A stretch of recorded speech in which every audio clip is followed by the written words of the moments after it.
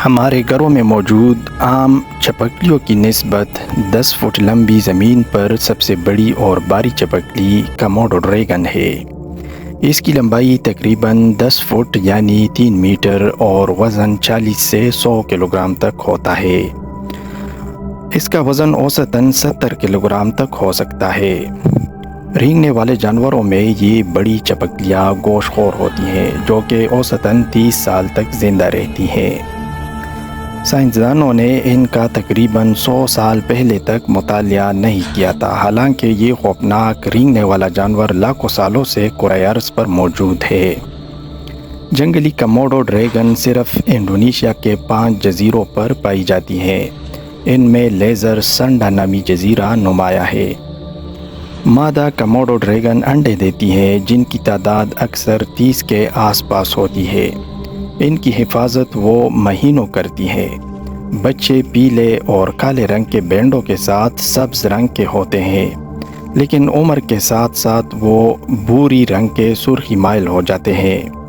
نوجوان ڈریگن شکاریوں سے بچنے کے لیے 8 ماہ کی عمر تک گھنے جنگلات میں رہتے ہیں۔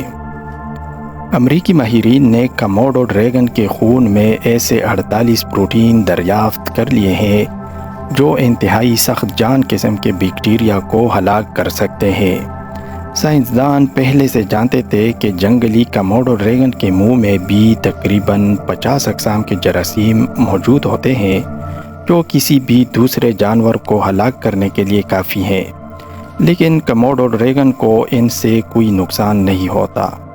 ورجینیا میں جارج میسن یونیورسٹی کے حیاتیاتی کیمیاءدانوں بائیوکیمسٹس کی ایک ٹیم نے مختلف کموڈو ڈریگنز کے خون کے نمونے حاصل کیے اور تجربہ گاہ میں باریک بینی سے جائزہ لیا کہ ان میں ایسے کون سے مرکبات ہیں جو بیکٹیریا کو ہلاک کرنے کی خصوصی صلاحیت رکھتے ہیں۔ اس تفصیلی تجزیے کے دوران انہوں نے کموڈو ڈریگن کے خون میں ایسے 48 پروٹین دریافت کیے جو جراثیم کش خصوصیات رکھتے تھے۔ پیٹری ڈش میں رکھے گئے تقریباً ہر قسم کے جرثوموں کو ان پروٹینز نے بڑی آسانی سے ہلاک کر دیا، جبکہ ان میں وہ بیکٹیریا بھی شامل تھے جن پر کوئی اینٹی بائیوٹک دوا بھی اثر نہیں کرتی۔ اگر ان تحقیقات کو عملی جامہ پہنا دیا گیا تو مستقبل میں خطرناک ترین بیماریوں کا علاج بھی ممکن ہو جائے گا۔